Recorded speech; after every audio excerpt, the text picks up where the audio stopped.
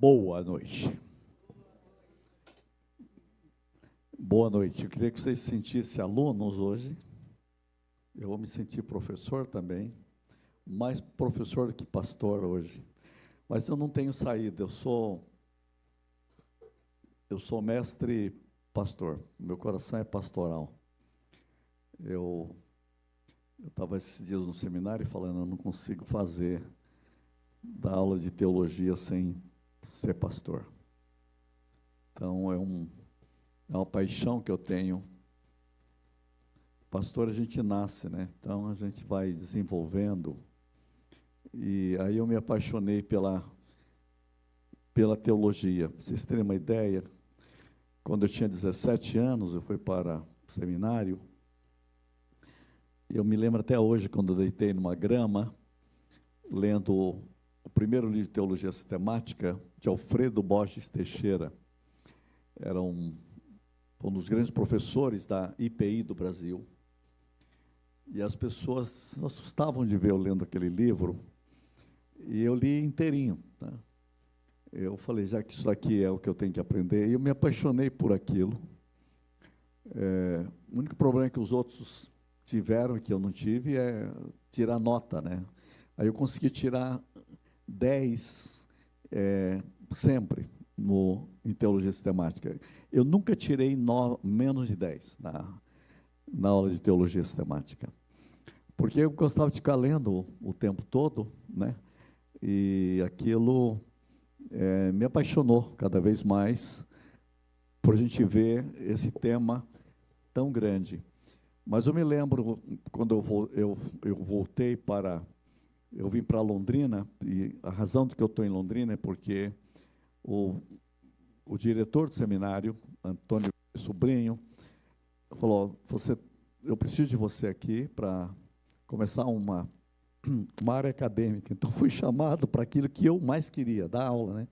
Então, não tinha nenhum curso, e eu falei, meu Deus, como que pode um negócio desse? Eu, apaixonado pela igreja, muitas igrejas me convidando, e eu tenho que vir, e acabei vindo para Londrina, por de dar aula de teologia.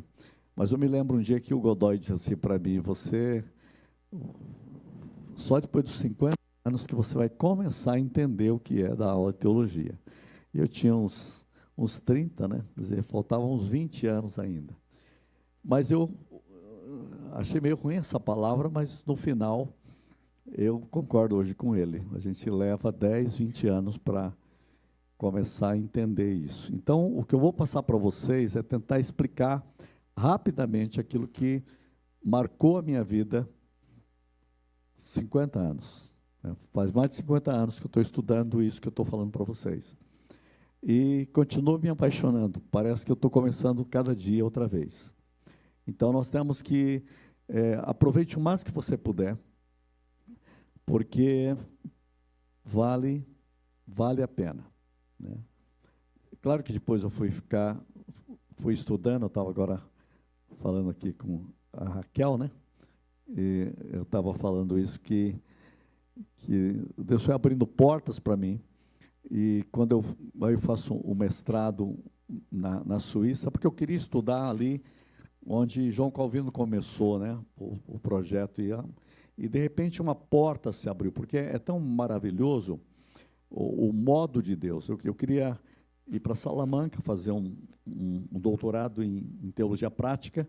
Aí eu fui pedir uma bolsa na Suíça. Quando eu pedi a bolsa, eles falaram, não, nós não estamos dando mais bolsa para a Europa, mas nós começamos um mestrado aqui, tem uma bolsa sobrando, e se você quiser vir, pode vir. Então, aquelas coisas de Deus. Eles falaram, nós estávamos hoje reunidos e a gente pensou, puxa vida, precisava ter alguém do Brasil, né? Aí chegou a carta. Só, vamos oferecer. Então, são aquelas coisas de Deus, que Deus foi fazendo isso, né? Então, louvo a Deus pela forma que Deus foi me treinando e preparando para isso. Aí, quando a porta se abriu para eu ir para a Holanda, foi muito interessante. A Holanda não aceitava o mestrado da Suíça, porque eles achavam que precisava de uma base mais forte. Daí eles criaram um jeito que eu fiz um doutorado e me deram mais um mestrado. Então, só para vocês saberem que eu não conto isso para muita gente, eu tenho 2 mestrados. Um mestrado na Suíça, um mestrado na Holanda, e um mestrado ligado a uma ética, outro mestrado ligado à teologia reformada. E aí que eles foram me treinar para o doutorado, né? E tudo isso eu coloco para a honra de Deus, para a glória de Deus, porque eu vejo que Deus foi abrindo esse caminho para isso. E quando hoje eu quero chamar a atenção para vocês sobre isso, eu quero que vocês observem que o tema mais importante para mim na doutrina básica é a cristologia.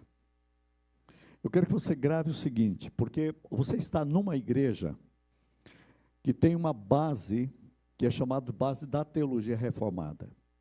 E na teologia reformada não há nada mais forte do que a realeza de Jesus Cristo.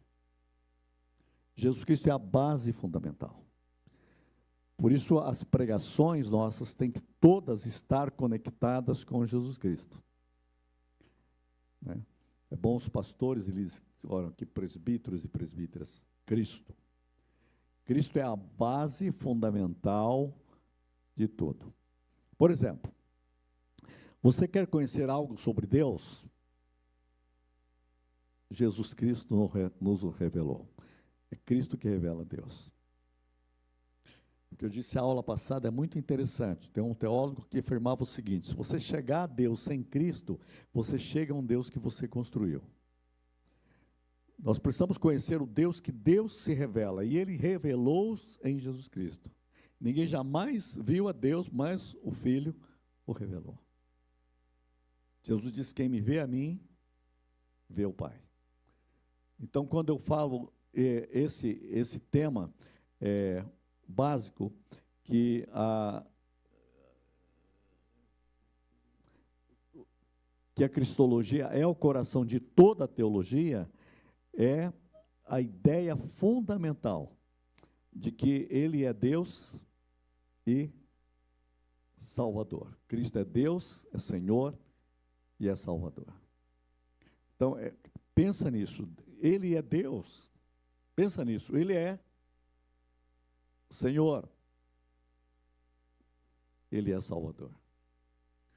Muitas vezes a gente não capta isso assim tão rápido, mas você nota que um dia um discípulo chegou para Jesus e disse assim: mostra-nos o Pai. Ele disse: o que você está falando? Mostra-nos o Pai? Eu estou com vocês o tempo todo e vocês não me viram ainda. Olha que pergunta, olha que resposta.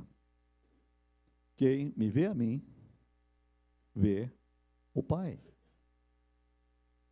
Uma vez numa escola na Europa fizeram uma pergunta: quem é Jesus Cristo para você? E um jovenzinho, um menino italiano, respondeu a melhor resposta que alguém podia dar. Quem é Jesus para você? Ele disse: Jesus é a melhor fotografia que alguém já tirou de Deus. Olha que resposta, né? Nasceu um teólogo. Jesus é a melhor fotografia de que alguém já tirou de Deus. Parou, pode parar tudo. Né? Então, essa é a realidade. Quem me vê a mim, vê o Pai. Olha que Jesus disse: eu sou o caminho, a verdade e a vida. Ninguém vem. Eu pensei que falasse que vai, porque eu falaria que no português eu tenho que dizer: ninguém vai ao Pai. Mas pode olhar na sua Bíblia. Ele não diz vai, ele diz vem.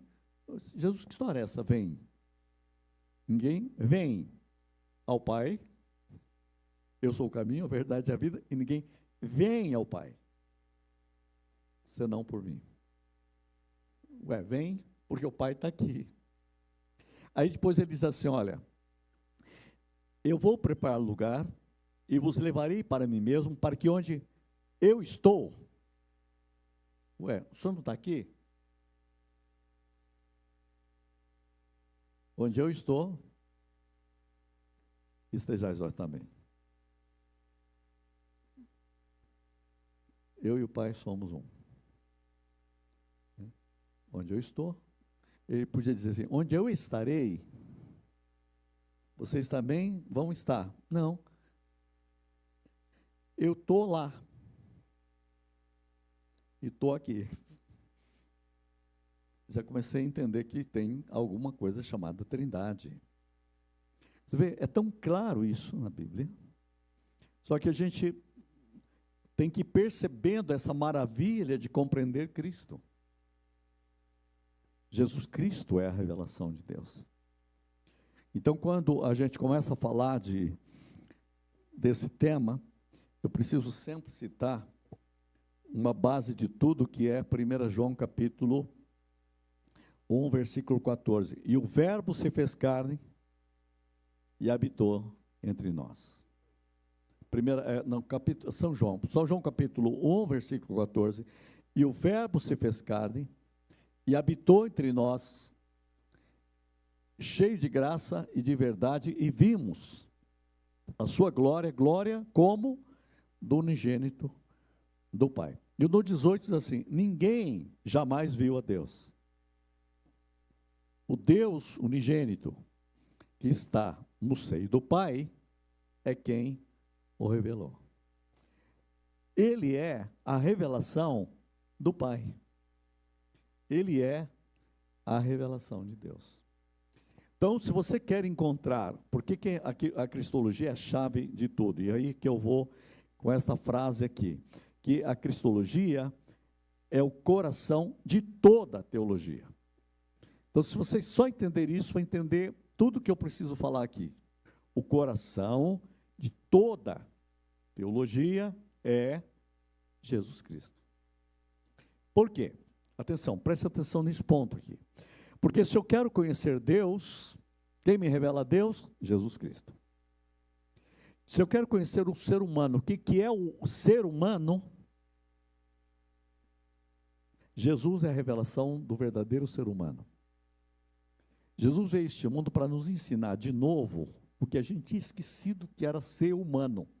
Jesus foi plenamente humano. Essa é a chave. O que é ser humano? Olha para Jesus. Quem é Deus? Olha para Jesus. Eu quero entender a criação. Olha para Jesus. Tudo foi criado nele, por meio dele e para ele. Uau! Tudo é ele. Então, se eu quero entender a antropologia, eu tenho que entender Jesus. Tem um teólogo que dizia o seguinte: eu não gosto de citar muitos nomes do teólogo, vou falar mais as frases. Ele diz assim, que antropologia é cristologia deficiente, mas cristologia é antropologia realizada. Quer dizer, o ser humano só se realiza em Jesus Cristo. O ser humano só é plenamente humano em Cristo, porque ele é verdadeiramente humano. É igual um peixe só é plenamente peixe na água.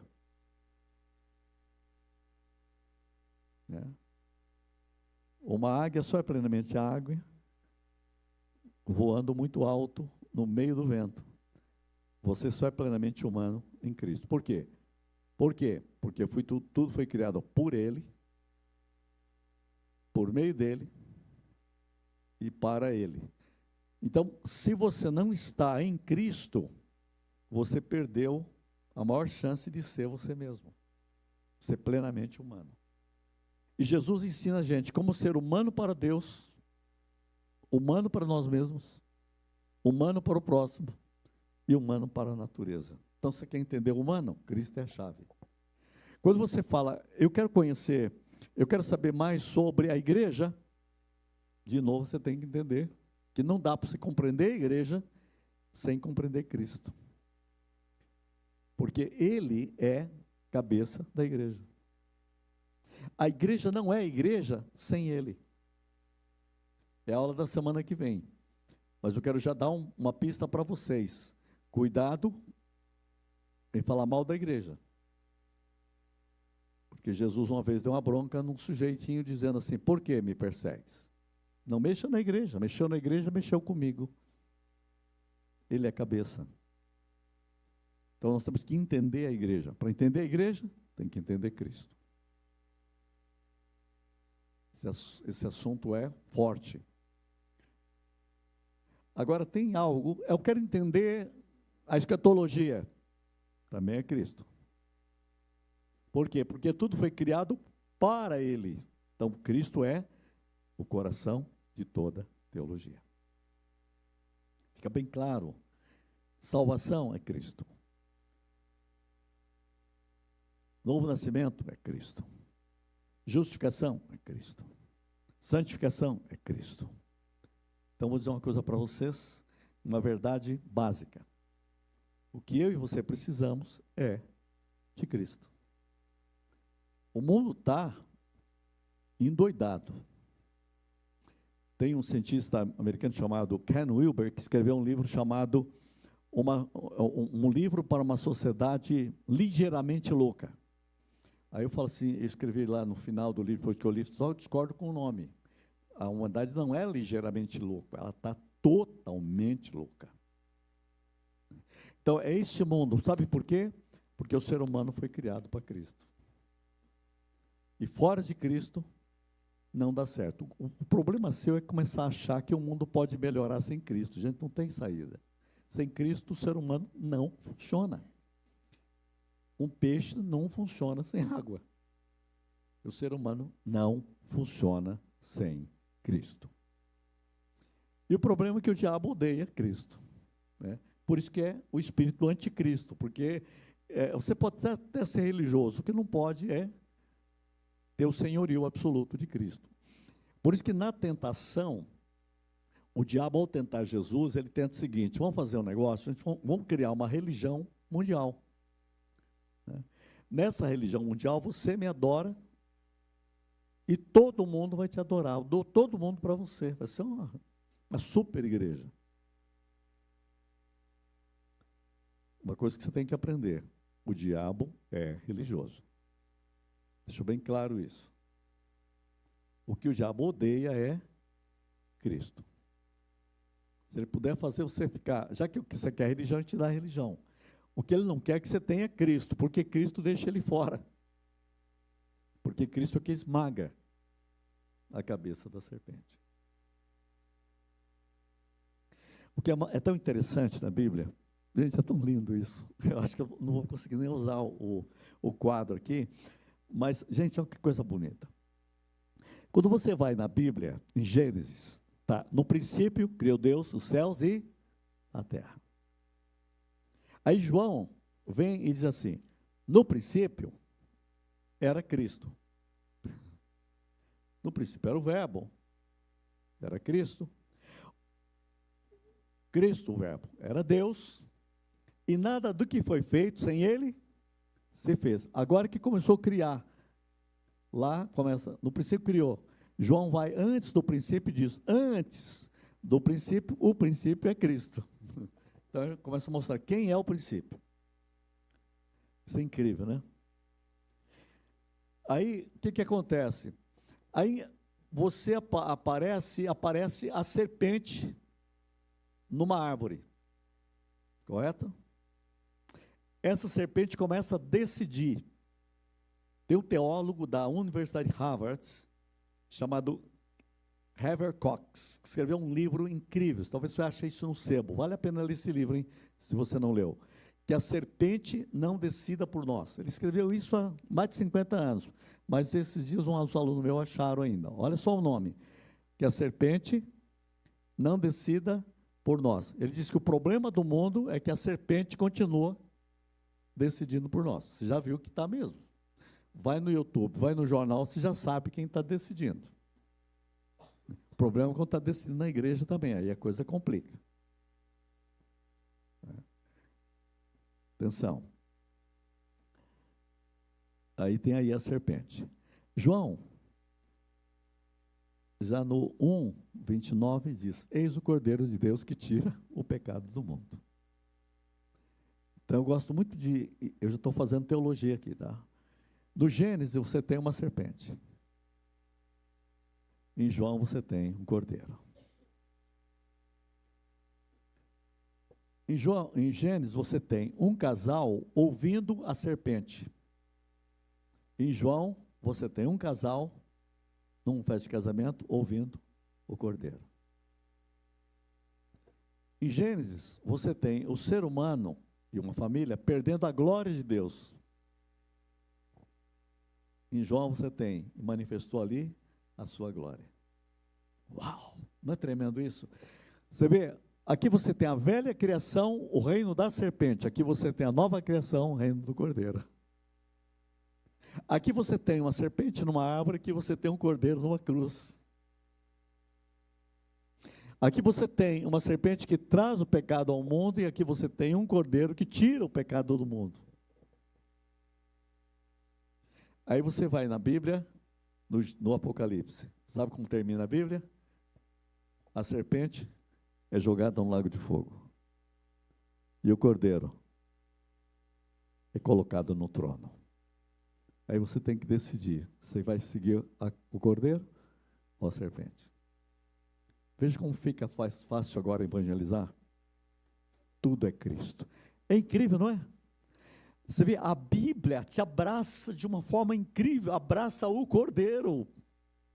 Aí você vai cantar, digno é o cordeiro, por toda a eternidade. O mundo quer adorar a serpente, mas a igreja adora o cordeiro. Isso é cristologia. Entendeu? Você entendeu o abraço cristológico. Isso é apaixonante. Eu sou apaixonado por Cristo. Meus alunos dizem que eu tenho um dom de injetar Cristo na veia direto. E é assim mesmo, eu não consigo pensar a igreja, e pensar a teologia, pensar em ensinar a teologia, sem essa paixão por Cristo. Por isso que, para mim, a verdadeira teologia faz arder o coração, incendeia o coração, incendeia a vida. Por quê? Porque é Cristo. E o que o Espírito Santo quer fazer? Glorificar Jesus. Então, tira esse negócio da cabeça que eu coloco, a teologia afasta você da igreja, afasta você de Cristo. Bem, ouça uma aula dessa, está gravado aí. Eu quero ver se alguém afasta. Você quer Cristo, porque Cristo é a chave, a compreensão de tudo. Então, teologia básica é Cristo. Igreja é Cristo. Minha fé é Cristo. Tudo é Cristo. É o coração. É a chave de tudo. Bem, só isso daqui, se você compreendeu isso, você compreendeu tudo. Porque quando eu compreendo Cristo, eu compreendo tudo. Nele vimos a glória de Deus. Gente, eu creio que a igreja precisa, eu vou já entrar um pouco na igreja, a igreja precisa ser uma expressão de Cristo. Os nossos cultos precisam ser uma expressão da glória de Cristo. A glória de Cristo, a glória do Pai. Porque a obra do Espírito é glorificar Cristo, glorificar o Pai. A obra do Pai é glorificar o Filho. O Pai cura na igreja para glorificar o Filho pelo Espírito. E o Espírito cura na igreja para glorificar o Pai por meio do Filho. E o Filho cura para glorificar o Pai por meio do Espírito. A igreja é intratrinitária. Então nós temos que crer, porque não é por causa de você, é por causa da glória. O que é glória? Glória é desfrutar de Deus. Perdemos a glória de Deus, perdemos o desfrute de Deus. Aí Jesus vem o quê? Para trazer filhos à glória. Por quê? Para você desfrutar de Deus. Mas você não precisa desfrutar de Deus depois que morrer, pode desfrutar de Deus aqui, agora. Por isso que a igreja precisa ser o lugar onde manifesta a glória de Deus.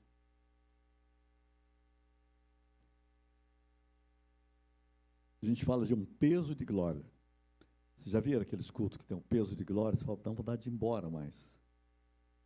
a uma majestade da glória.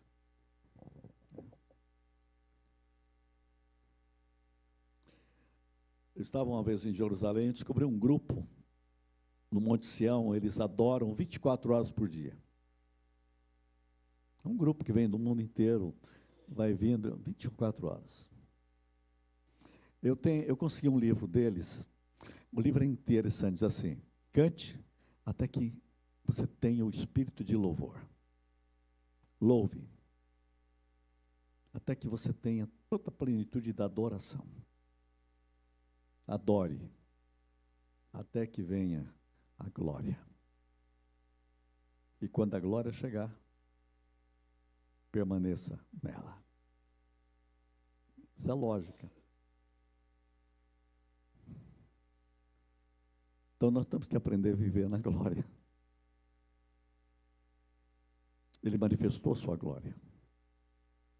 Meu ministério é trazer filhos à glória.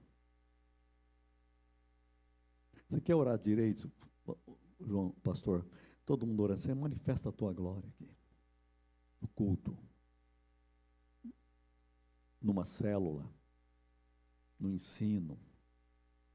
Queremos desfrutar da tua presença. Nada é mais importante do que a presença de Deus. Isto é cristologia. Então, gente, não existe caminho do homem para Deus, só existe caminho de Deus para o ser humano. Jesus Cristo, eu já disse aqui, ele é a melhor fotografia que alguém já tirou de Deus. Resposta de um menino italiano numa classe de aula: quem é Jesus para você? Quando você fala em Cristo, temos que falar em redenção. Redenção é quando você é redimido para ser uma melhor edição de você em Cristo. Mas eu vou dizer mais, redenção não é o velho homem melhorado. Redenção é o velho homem transformado. O projeto de Deus para a igreja em Cristo é mudar você numa nova natureza. Jesus disse: necessário vos é nascer de novo. Então o projeto é levar você a uma nova natureza. Né? Então, eu queria dizer uma coisa para você sempre. O ser humano, ele é pecador. Esse assunto eu não consegui falar muito na outra vez. Mas o ser humano foi criado para ter comunhão com Deus, consigo mesmo, com o próximo e com a natureza. E o ser humano perdeu a comunhão com Deus, com o próximo, consigo mesmo e com a natureza. Preste atenção nesse ponto, porque muitas vezes a gente quer esperar do mundo que ele tenha a valorização do ser humano. Ele tem um pouco, mas não muito, de si mesmo, da natureza. Quando Jesus vem, ele mostra para nós que ele tem uma vida inteira para o Pai, ele tem uma vida inteira para o próximo, e ele tem um olhar para a natureza maravilhoso, porque tudo foi feito para a honra e para a glória de Deus. Então, quando vem a redenção não é apenas levar você para o céu. A redenção é trazer o céu para você. A redenção, ela envolve meu relacionamento. A redenção envolve eu comigo mesmo. Porque muitas vezes a gente se rende ao pior de nós mesmos. Às nossas sombras interiores. E não é isso que é a vida cristã. A vida cristã é você se render cada vez mais a Cristo. É você dizer: Senhor, não aguento mais quem eu sou. Eu gosto de uma frase do Raul Justiniano, que o pastor João conheceu, que diz assim: mais de Cristo em mim e menos de mim em mim. Eu queria que você orasse isso: mais de Cristo em mim, menos de mim em mim. Isso é redenção. Redenção é o projeto de Deus. É remover, Paulo fala, é preciso remover o trato passado. É preciso renovar a mente e é preciso revestir de Cristo. Isso é redenção. Então, redenção é você ser liberto de toda forma de pecado. A semana passada eu falei um pouco disso, de toda essa alienação. Por quê? Porque o pecado, a melhor definição que eu encontrei na teologia de pecado, o pecado é estar alienado. Eu sei que muita gente trabalha a ideia do pecado muito religiosamente, mas eu gosto muito mais dessa visão mais filosófica, porque eu consigo dizer para o mundo onde está errado. O que é pecado? É ser um alienado. De quem? De você mesmo. Do próximo. Da natureza. E de Deus. Quando você vê esse sofrimento que está no sul do Brasil, dói, sabe por quê? Porque aquilo ali é o gemido da natureza. Por que a natureza geme? Assunto para a última aula, se prepare. A natureza geme, esperando a manifestação dos filhos de Deus. A natureza está esperando o escatom, mas o escatom que a natureza espera é você. Por isso nós gememos com a natureza, a Bíblia diz. Então, quando você olha, você sofre. Nós também gememos, está na Bíblia isso. É o grito da natureza que diz, nós não aguentamos mais este mundo de pecado. Escatom é escatologia. Estudo das últimas coisas. É bom, me ajuda nisso, eu não começo a usar uns termos aqui. Então, o que você precisa? Essa escatologia, estudo das últimas coisas, mas o escatom seria quando Deus invade o tempo e a história para dizer, vocês precisam da presença de Deus, né? Que na Bíblia é chamado de Shekinah de Deus. O Shekinah é o descanso de Deus. E toda a criação está esperando. Por isso que a Bíblia diz que a criação, ela participa do seu culto. Tanto que a Bíblia diz assim, em alegria saireis, em paz sereis guiados. Está falando da graça de Deus que alcançou você. E diz que você vai passar e as árvores vão bater palmas. A hora que você sair ali embaixo, passar, as árvores estão batendo palmas. Disse, é isso mesmo, continue estudando, porque nós estamos esperando vocês. É isso que a Bíblia está dizendo. Estou usando aqui uma metáfora, mas para você ver como que é importante o que eu estou falando. A natureza vibra com a igreja madura em Deus. Porque é a expectativa, a dor da criação, o gemido da criação. Eu quero falar um pouco sobre isso. Então, alienado é uma rebeldia. O mundo tem oprimido a natureza. O mundo tem sido desumano com o outro. Né? O ser humano, muitas vezes, ele é desumanizado com ele mesmo, além de ser rebelde diante de Deus. Né? Então, tudo isso tem a ver. Né? E Cristo vem para nos ensinar uma vida de vitória. Então, eu quero colocar para você que pecado, muitas vezes, a gente não entende, mas pecado tem a ver com... pecado tem a ver com descrença, com aquilo que eu falei de Híbridos, que é a autoglorificação, que a gente começa a achar que é bom demais. Tem a ver com concupiscência. Né? Concupiscência não é só pecado sensual, muitas vezes eu posso ter concupiscência de achar que tem que saber mais do que todo mundo, ter um hiperpoder, né? Concupiscência do saber, do poder. Então, eu tenho que ser liberto. O fato é o seguinte, eu vou só resumir isso. Seja liberto de tudo aquilo na sua vida que não procede de Deus. Tudo aquilo que me aliena de Deus, do próximo, de mim mesmo, é pecado. Porque eu sou criado para algo e estou vivendo outra realidade, isso é pecado. Pecado diante de Deus, diante da natureza e diante de mim mesmo. Então, Cristo vem para nos redimir. Eu digo sempre que a coisa mais difícil de gente ser salva é ser salvo da gente mesmo.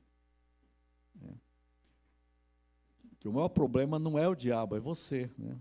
O diabo Deus resolve logo, mas você ser curado de você mesmo É uma ação de Deus. É para você ser cada vez mais Cristo e menos você. E Jesus disse, cada dia negue-se a si mesmo, tome a sua cruz e siga-me. Então se renda cada dia. Se renda cada dia. Quando você compreende isso, você vê que o pecado, o ser humano foi dominado, ele não consegue fazer o bem, ele precisa de Cristo, ele precisa da graça de Deus, ele precisa da salvação de Deus. O ser humano, ele, sem o pecado, vivendo no pecado, ele está vivendo na morte. O salário do pecado é a morte. Aquele que não ama permanece na morte. Então, é complicado esse negócio do pecado. Uma vez colocaram numa igreja, naquela época a igreja tinha paravento, quem é do tempo antigo, você lembra que a igreja tinha um paravento, né? Aí alguém escreveu no paravento assim, você lembra, você é dessa época do paravento ou não? Era um negócio que eles botaram na porta da igreja, porque se ventasse na igreja, ficava aberto assim, chamava paravento para o vento não entrar, né? E aí, nesse paravento, eles colocavam um monte de coisa. A Sueli e o Sidney lembram disso. Você é dessa época. Agora aí alguém escreveu assim no paravento. Apesar da inflação, o salário do pecado continua o mesmo. Então, eu nunca esqueço disso, para você ver que o pecado não tem futuro.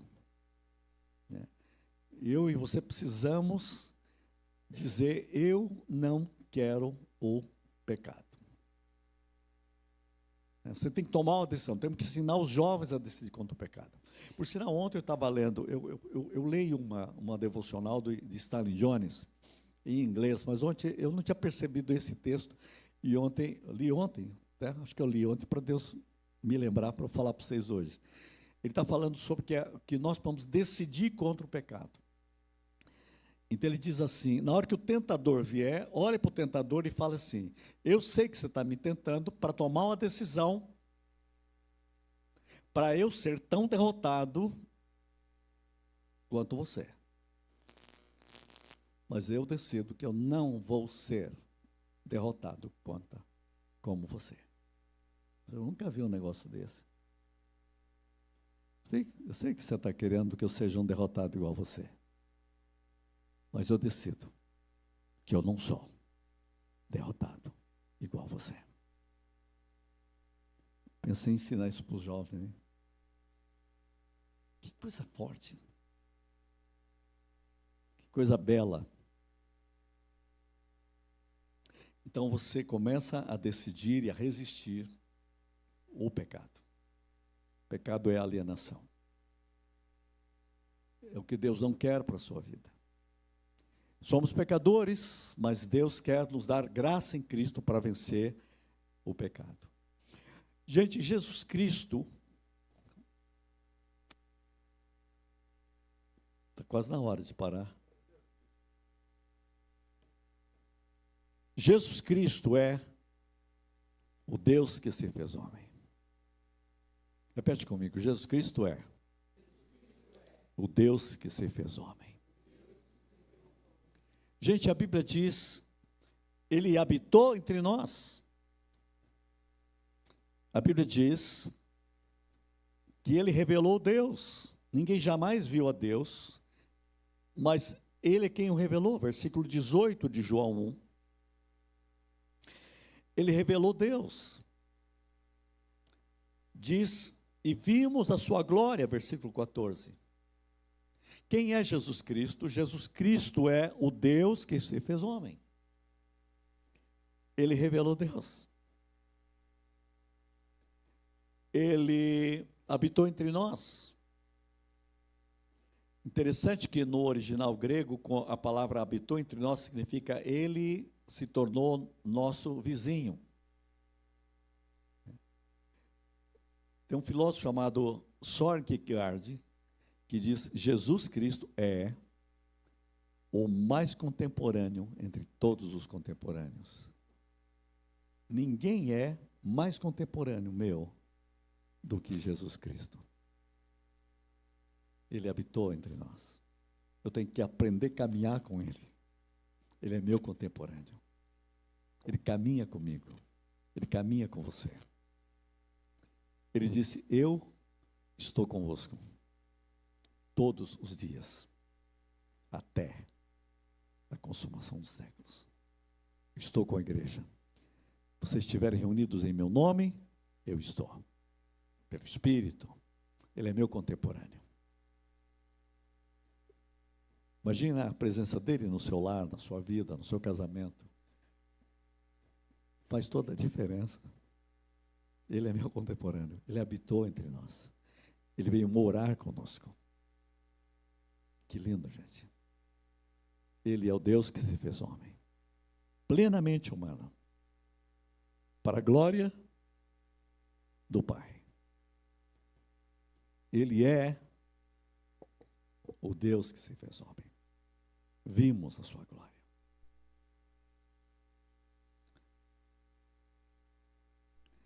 Eu fico impressionado com João, né? João, ele usa a linguagem filosófica, né? Porque quando ele fala assim, e o verbo, no princípio era o verbo, os gregos devem ter aplaudido. Isso que é filosofia, esse cara entende. O verbo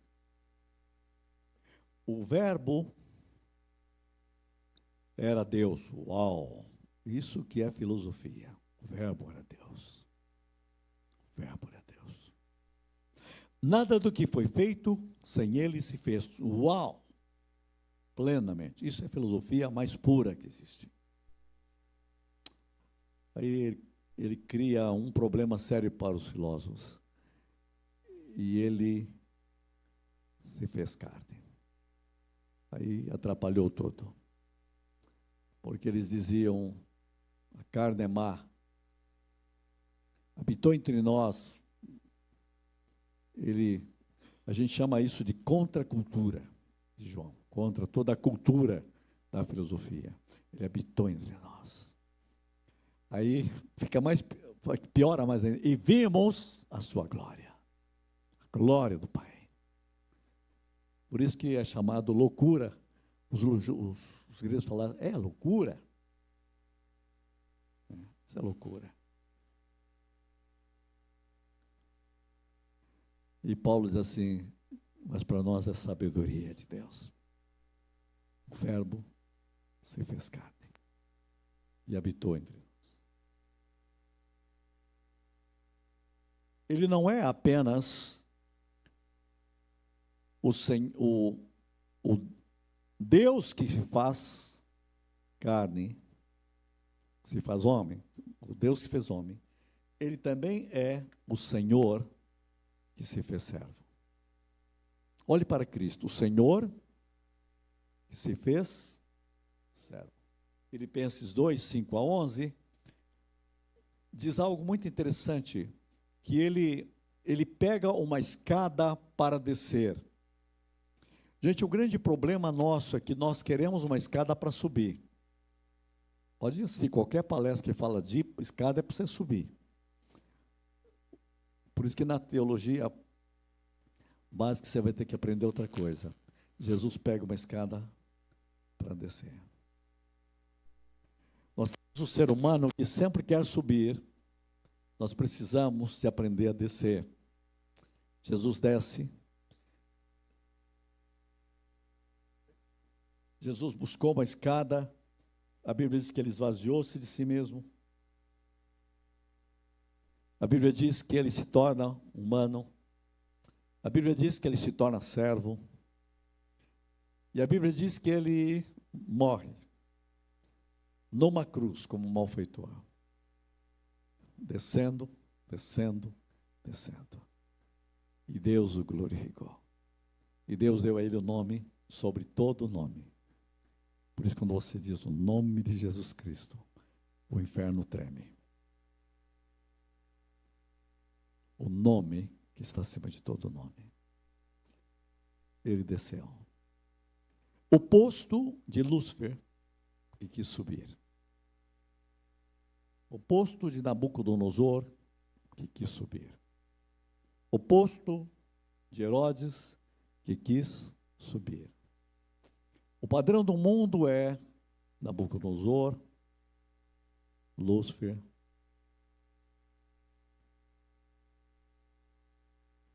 e Herodes. Lúcifer termina em trevas.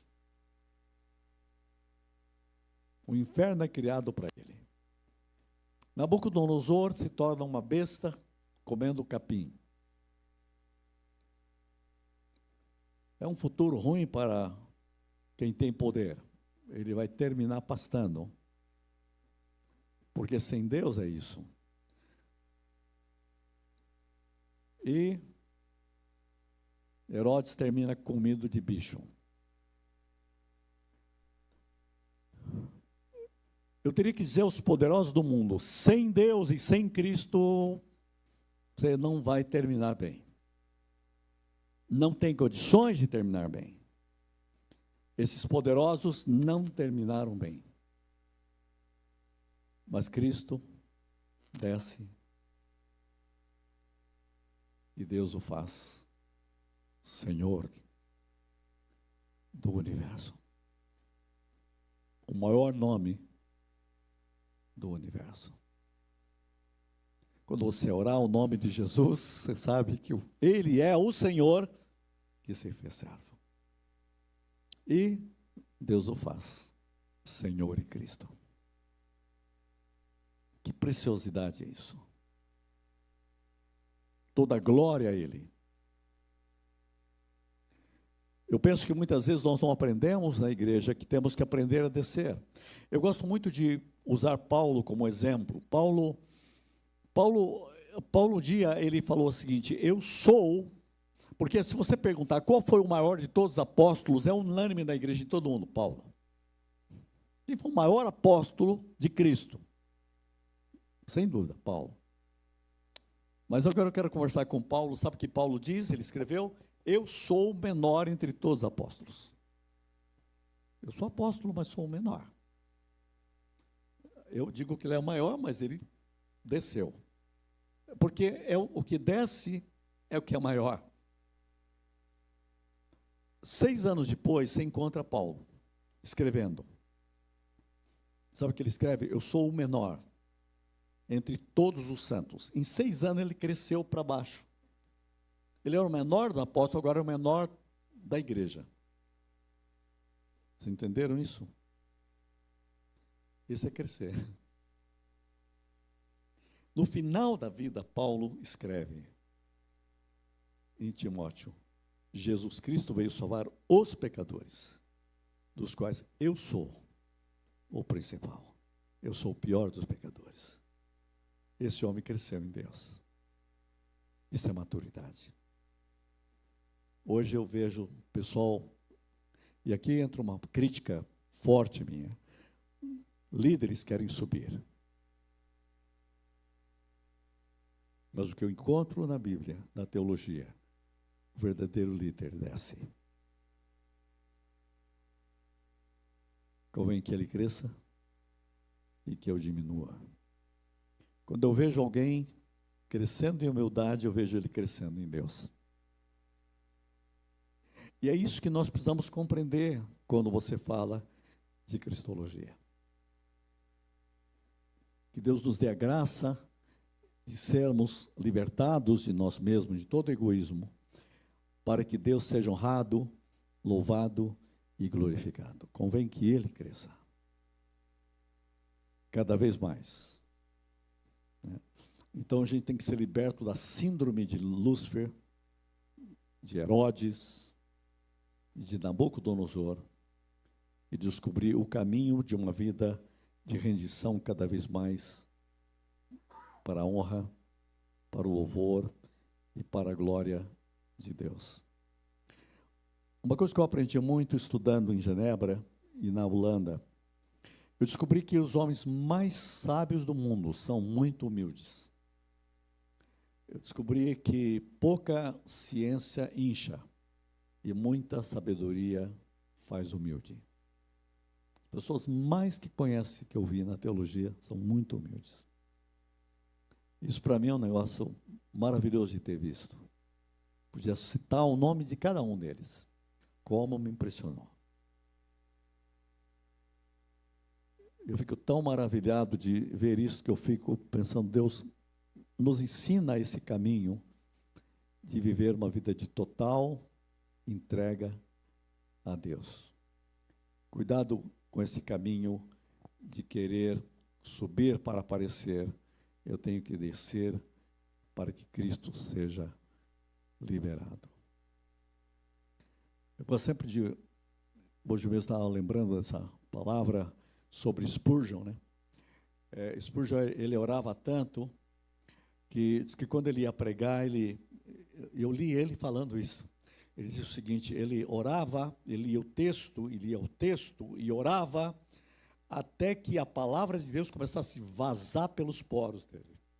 Quando começasse a vazar pelos poros, é que ele estava pronto para pregar. Né? Que lição para os pregadores. Né?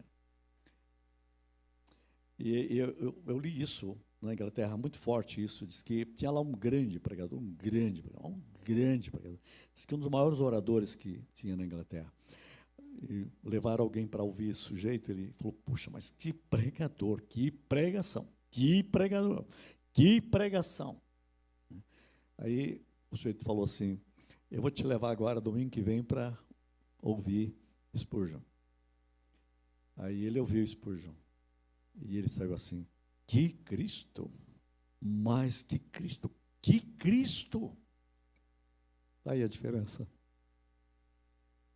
O que você quer que você tenha na sua vida quando fizer comunicado? Cristo ou você? Bem-vindos à segunda parte. Vamos continuar, porque tem coisa tão boa. Atenção, Jesus Cristo é o Deus que se fez homem. Jesus Cristo é o Senhor que se fez servo. Eu quero falar ainda que Jesus Cristo é o rico que se fez pobre. E Jesus Cristo é o justo que se fez pecado. Então, quando você olha para Cristo, você olha nessas 4 dimensões, você começa a compreender o que a gente chama de cristologia. O rico que se fez pobre. 2 Coríntios 8, 9, diz que porque conheceis a graça de nosso Senhor Jesus Cristo, que sendo rico se fez pobre, para pela sua pobreza vos enriquecesseis. E uma vez alguém escreveu um artigo que eu nunca me esqueço. Ele diz como ele era rico, como ele se fez pobre, como ele nos fez ricos. Daí ele questionou: qual riqueza é essa? E é essa riqueza de um coração generoso, da generosidade. Ele foi capaz de render-se, de entregar-se plenamente. E quando Paulo escreve sobre esse texto, ele está citando uma igreja, que era a igreja de Macedônia, que é uma igreja que era pobre, mas ela era rica em generosidade. E ela começou a fazer mais do que os outros. E com isso ele faz uma crítica à igreja de Corinto. A igreja de Corinto era rica, mas não fez nada. E a igreja de Macedônia era pobre e fez tudo. E aí diz, ela está vivendo o que Jesus nos ensinou. O rico que se fez pobre. E compartilhou uma vida. E o que é prático para a nossa vida? O que eu quero colocar sempre na prática é que nós tenhamos um coração mais generoso na igreja. Que nós tenhamos um coração para ajudar mais.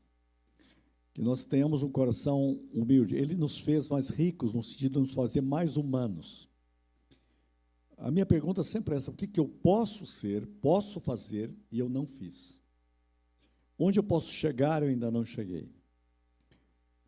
Como que a gente pode dar um sentido maior às nossas vidas, através de uma vida mais diaconal, mais de servo, servindo uns aos outros?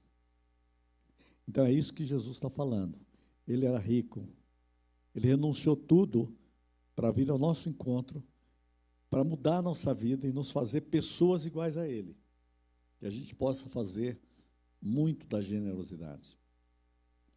Então, isso é altamente maravilhoso, é altamente cristão, né?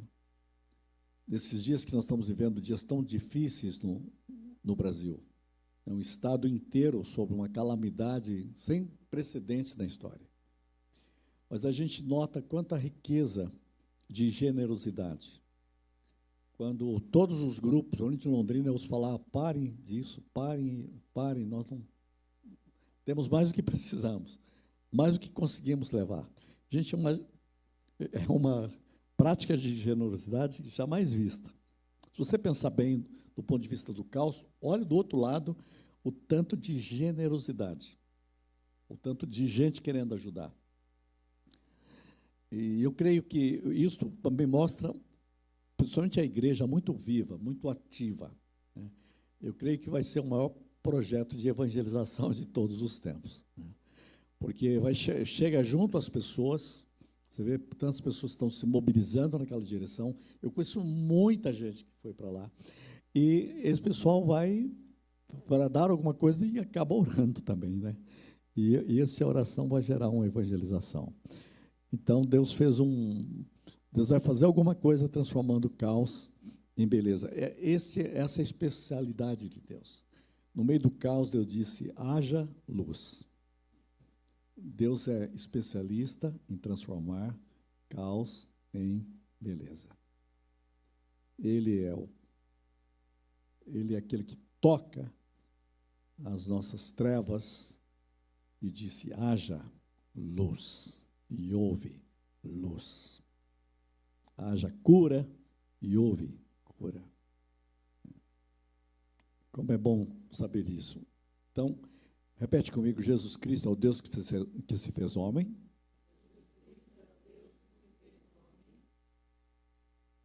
O Senhor que se fez servo. O rico que se fez pobre. E o justo que se fez pecado. 2 Coríntios, capítulo 5, o texto diz assim, ele se tornou pecado. Ele era plenamente justo, mas a Bíblia diz, ele se fez pecado por nós, para que nós pudéssemos ser feitos justiça de Deus. Você vê, ele se fez pecado. Alguém pergunta, mas como ele se fez pecado se ele nunca pecou? Esse é o fato. Ele nunca pecou, mas ele assumiu o nosso pecado. Você imagina Jesus Cristo, homem sem pecado. Nunca pecou. Mas agora ele está no Getsemane indo para a cruz. E ele sabe o que vai acontecer. O problema dele não é morrer. O problema dele é assumir a nossa morte. Tem um teólogo que eu admiro muito, foi o maior teólogo desde a época de Paulo. Ele tem uma colocação, eu quero ver se eu consigo explicar isso para vocês verem como é profundo. Ele diz que tem dois tipos de morte. Uma é a morte natural, ele chama de morte natural, vê se consegue. Se você não entender, você me pede para explicar melhor. E a morte factual, a morte de fato. A morte natural é porque você tem um corpo limitado e vai morrer. A flor morre, o animal morre. Você tem um corpo finito, morre. É morte natural. Todo ser humano tem a morte natural e Jesus também tinha um corpo humano, ele vai morrer a morte natural. Essa morte não é fruto do pecado. Ela é natural. Você entender bem. É da criação limitada. Mas a outra morte, se comer, você vai morrer. Você vê, ele não morreu. Ele podia dizer, puxa, eu não morri, estou vivo. Não. Morreu. Morreu a morte factual. Agora ele precisa de vida. Vós estávamos mortos em vossos delitos e pecados. Essa é a morte factual. Olha só. Quando Jesus vai morrer naquela cruz, ele vai morrer a morte natural Mas, tem o seguinte, ele vai morrer a morte factual. Não, é melhor, vamos usar essa palavra, morte factual, porque disseram se confunde de acordo. Olha só, a morte factual, a morte de fato, factual é de fato, ele morre.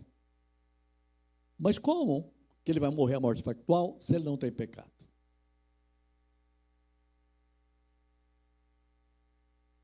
Não é a morte dele que ele está morrendo, é a sua, é a minha. Ele assumiu a nossa morte e ele morreu a nossa morte.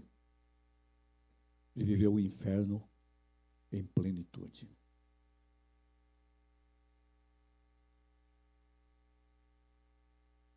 Como ele morreu a sua morte factual, você não morre mais ela, porque a sua morte factual já foi morrida. Por isso que a Bíblia não fala mais da morte como morte. A partir da ressurreição, a morte é vista como dormir no Senhor. Essa morte natural é um dormir aqui e uma acordar ali. É uma dormidinha e uma acordadinha. Mas sem Cristo, quando alguém morre, ele morre as duas. Por isso que a coisa pior que tem no mundo é a morte de alguém que não nasceu de novo. Porque a plenitude da morte factual está ali. Eu vou te falar o seguinte, se eu não fosse convertido, só de ouvir isso, eu dizia, eu quero Cristo agora, por favor, bem rápido. Não posso ficar um minuto sem saber que Ele assumiu a minha morte. Por isso que Paulo disse, vós já estáis mortos. Está lá na Bíblia. E a vossa vida está escondida com Cristo em Deus. Já passou da morte, Jesus disse, para a vida. Por isso, quem tem o Filho tem vida eterna. Ele morreu a sua morte, para que você nunca mais morresse a sua morte factual. A outra, por enquanto, até a volta de Cristo, ela está por aí. Mas ela não tem mais o terror. Por que ela não tem o terror? Porque o diabo não tem poder nenhum sobre ela. E a vida está escondida com Cristo em Deus.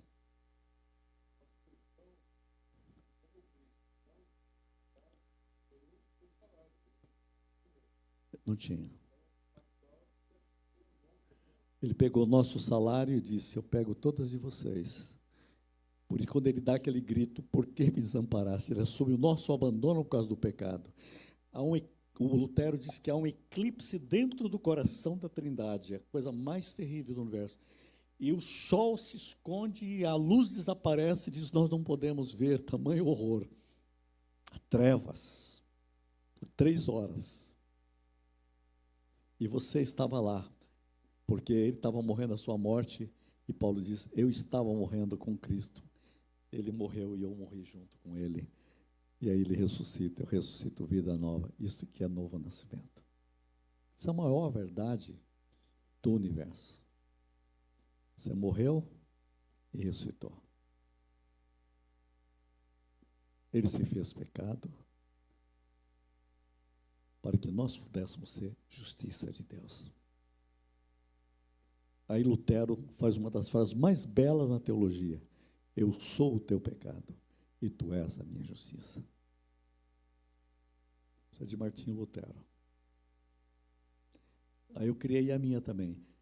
Eu sou a tua doença, mas tu és a minha saúde.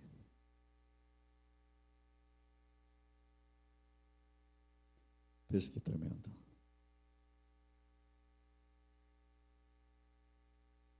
Ele pega o que eu não sou para que eu seja o que Ele quer que eu seja. Isso é o Evangelho, gente. Por isso você tem que pregar o Evangelho. Você tem que evangelizar. Você tem que se apaixonar por Cristo e dar às pessoas a chance delas descobrirem a maravilha que é fazer parte do reino de Deus. A gente não pode ser fabricador de religião, nós precisamos evangelizar, nós precisamos dar às pessoas essa chance de descobrir o que é o Evangelho. Ele se fez pecado. Ele assumiu o meu pecado. Ele assumiu o meu inferno. Ele assumiu as minhas enfermidades. Ele assumiu todas as consequências. Como alguém já escreveu há 200 anos atrás, né? Ele disse assim: ele bebeu o cálice da ira de Deus contra o pecado, para que eu e você bebêssemos o cálice do favor imerecido de Deus, o cálice da graça.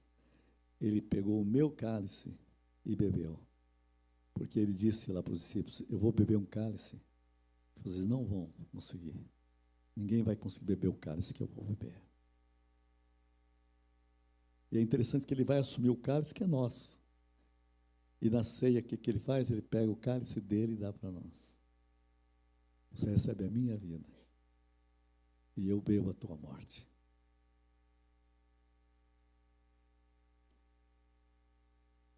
Eu bebo toda a tua condenação. E você bebe a minha alegria, o meu reino, o meu céu. Você se torna filho. Pai, ele disse: Pai, que eles estejam um comigo como eu sou um contigo. Que eu dei a eles a tua glória. Que eles participam da tua glória. Olha que oração. Por isso que Jesus disse, quando os discípulos voltaram, né, tão animados: nós expulsamos demônios, oramos, houve milagres, estamos vibrando. Jesus vibrou também. A Bíblia diz que ele dançou junto assim, vibrou. Foi plenitude. Mas depois olhou para eles e disse: só que tem uma coisa, vocês têm que se alegrar muito mais, não é porque o demônio sai, porque a enfermidade é curada, mas porque o nome de vocês está escrito no livro da vida do Cordeiro. Vocês passaram da morte para a vida. Não tem nada melhor para você do que isso. Por isso eu vou dizer para você, você vai eternamente agradecer a Deus por isso. E vai faltar eternidade para você agradecer. Mas não acredito que eu estou aqui.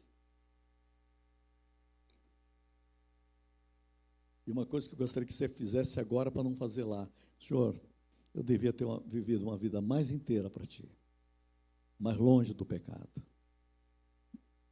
para não te ferir, porque Tu me amas.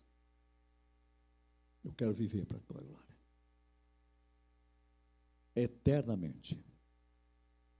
E tem mais: qualquer pessoa que você leva a Cristo, você afetou a eternidade dela. E sabe o que mais? Você afetou a sua, porque tem alguém que vai eternamente agradecer.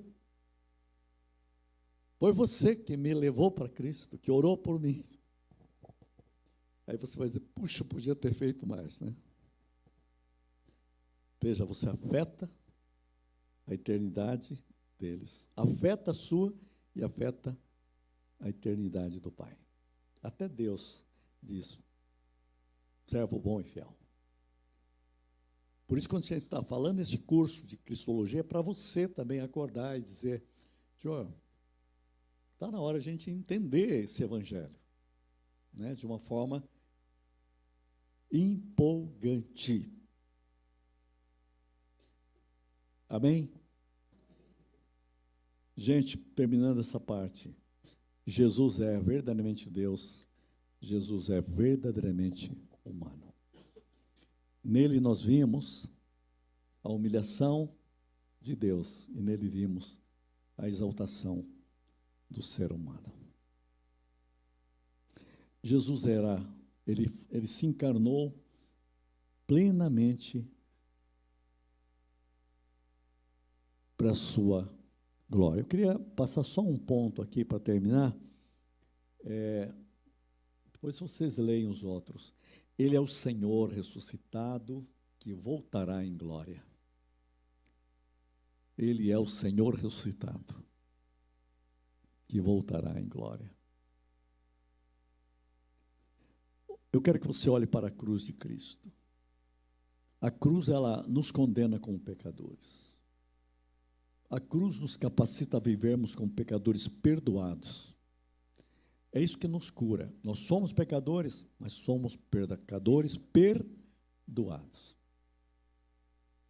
Uma coisa que o diabo nunca vai entender, que o céu vai estar cheio de pecadores perdoados. E esse é o segredo. Mas você é um pecador, mas sou perdoado. Ele me perdoou. Ele tem me perdoado. Então, quando você olha para a cruz, tem um teólogo que escreveu um negócio tão incrível, ele diz assim: você estava lá. Sim, você estava lá com Pedro, negando. Porque muitas vezes você tem negado Jesus.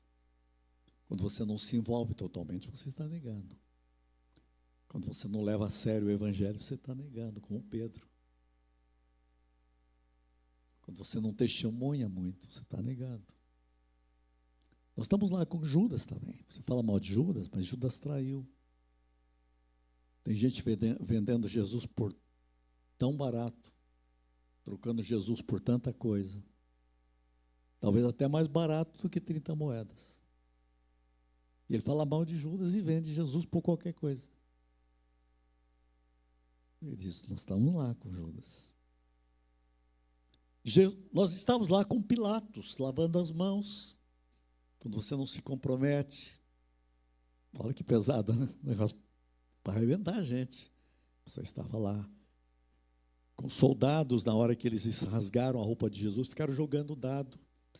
Aí esse autor diz assim: você estava lá jogando dados e brincando. Quantas vezes você está brincando de religião e não se compromete totalmente com Jesus e fica discutindo coisinhas que levam a nada para lugar nenhum? Você estava lá. Aí ele entrou um ponto maior. Você também estava lá na cruz, morrendo com ele. Você morreu com ele. A cruz significa: nele eu, Paulo diz, fui crucificado com Cristo. Vivo não mais eu, mas Cristo vive em mim. Eu morri junto com ele, porque eu precisava morrer com ele. Não tinha jeito de resolver o meu problema a não ser naquela cruz. Então, gente, a cruz nos faz agentes de reconciliação. Por isso que eu coloquei para vocês: você tem que levar outros a Cristo. Jesus, gente, é Deus e Jesus é Salvador. Por isso que vida cristã é você participar dessa nova vida de Deus pela regeneração. Isso é cristologia. Salvação é você saber que você foi aceito por Deus por causa de Jesus Cristo. Isso é justificação. Você não merece nada, mas Ele merece tudo. Não é pelo que você fez, mas pelo que Ele fez por você. Deus te faz justo por causa dos méritos de Cristo. Nenhum de vocês vai ao céu porque foi bonzinho. Porque Ele deu a sua vida por você. Isto é,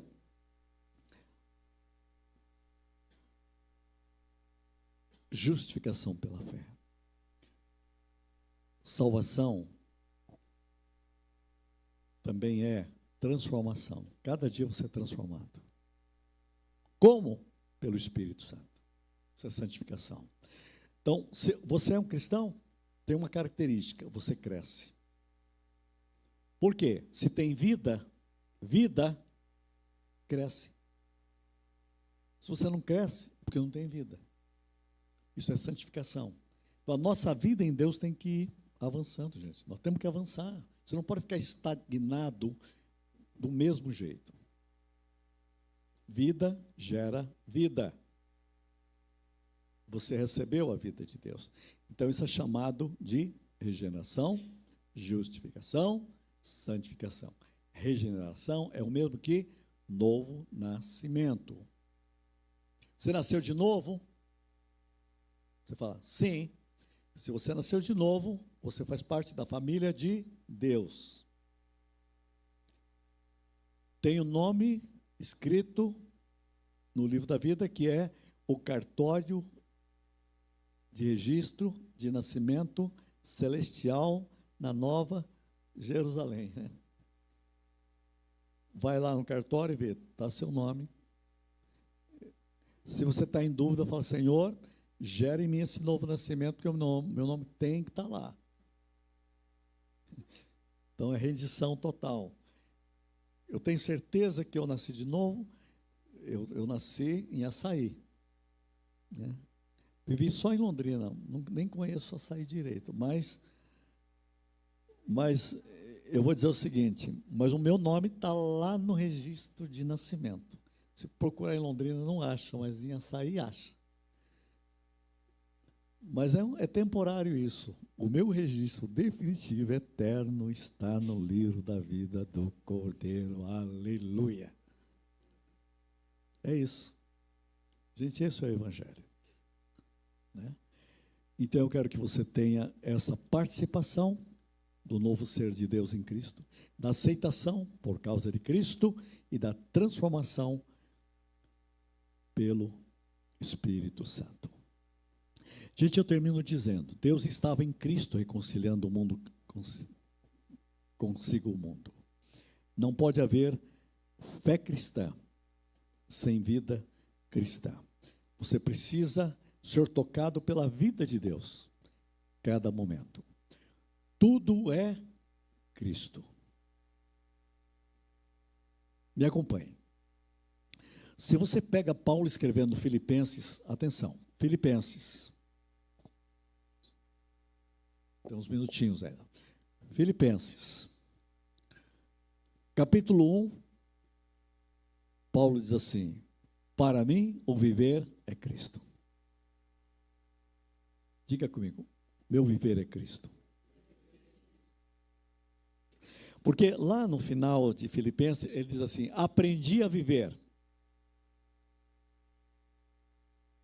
Aprendi a viver. Entre os cursos que eu fiz da minha vida, eu fiz uma faculdade, quando eu tinha 25 anos, que era uma faculdade de psicanálise em São Paulo. Eu tinha aula com os grandes psiquiatras e psicólogos da época, e psicanalista. E tinha um que acabou virando aluno, que trabalhava com o maior psiquiatra famoso, que ficava no Fantástico aparecendo, já naquela época, bem no início, quase do Fantástico. E ele trabalhou 25 anos com esse maior psiquiatra famoso na época. Aí eu cheguei para esse senhor, fiquei amigo dele, eu perguntei, o que o senhor aprendeu em 25 anos ao lado do maior cientista da mente humana desse país? Ele disse, eu aprendi como não se deve viver. Nunca me esqueça essa resposta. Aí eu perguntei, eu era um jovem, ele já um senhor de uns 55 anos, eu disse, e o que é viver? Ele disse, isso eu não aprendi ainda. E foi tão boa essa resposta, porque eu estava lendo Filipenses, e Paulo disse, eu aprendi a viver. Está aqui alguém que aprendeu. Aí eu pergunto, Paulo, o que é viver? Ele já começa no primeiro capítulo a resposta, para mim o viver é Cristo, o morrer é lucro. Capítulo 2, age em vós o mesmo sentimento que houve em Cristo. Paulo está dizendo, Cristo é o meu modelo. Repete, Cristo é a minha vida. Capítulo 1. Segundo, Cristo é meu modelo. No capítulo 3 ele diz assim, deixando as coisas que para trás ficam, prossigo para o alvo, para o prêmio da soberana vocação de Deus em Cristo Jesus. Então diga, Cristo é o meu destino. Cristo é a minha motivação. Cristo é meu alvo. Vamos então repetir. Primeiro, Cristo é minha vida. Cristo é meu modelo. Cristo é meu alvo. Veja, ele está explicando para a gente. No capítulo 4, ele diz assim: tudo posso naquele que me fortalece. Repete comigo: Cristo é minha motivação. Então é isso que eu quero deixar com vocês. Cristo é tudo. Se você for fazendo estudo em Paulo, você descobre muita coisa. Se você pegar Gálatas, ele diz assim: pela sua graça, Deus me escolheu para revelar seu Filho em mim. Repete comigo: Cristo revelado em mim. Portanto, ele disse: já estou crucificado com Cristo, e a vida que agora vivo, vivo pela fé no Filho de Deus. Né? Cristo, então ele está dizendo, Cristo revelado em mim. Repete: Cristo revelado em mim, Cristo vivendo em mim. Aí, no capítulo 4, ele diz assim: de novo sofro dores de parto, até Cristo ser formado em vós. Então, repete comigo: Cristo formado em mim. Vamos no começo? Cristo revelado em mim. Cristo vive em mim. Cristo revelado em mim. Aí ele termina assim: ninguém me moleste, porque eu trago em mim as marcas de Jesus. Repete comigo: Cristo marcado em mim. É isso que é Cristo. Cristo, Deus quer revelar Cristo através de você. Que você viva Cristo. Que Cristo cresça em você. E que você traga as marcas de Cristo. É isso que é o Evangelho. Não é lindo? Deus estava em Cristo reconciliando o mundo consigo. Então, essa parte é chamada Cristologia, Soteriologia. Eu juntei tudo junto. A gente precisa de 6 meses para dar aula disso. E eu consegui fazer num dia. É um milagre da graça divina. A Ele honra, glória e louvor. Quem crê recebe, diz: Pai, que o Teu Espírito complete em cada vida o que foi esta aula cristológica, soteriológica, para o louvor da Tua glória. Que o Teu Espírito opere e trabalhe em nós, em nome de Cristo, e quem recebe e crê diz amém. Aleluia.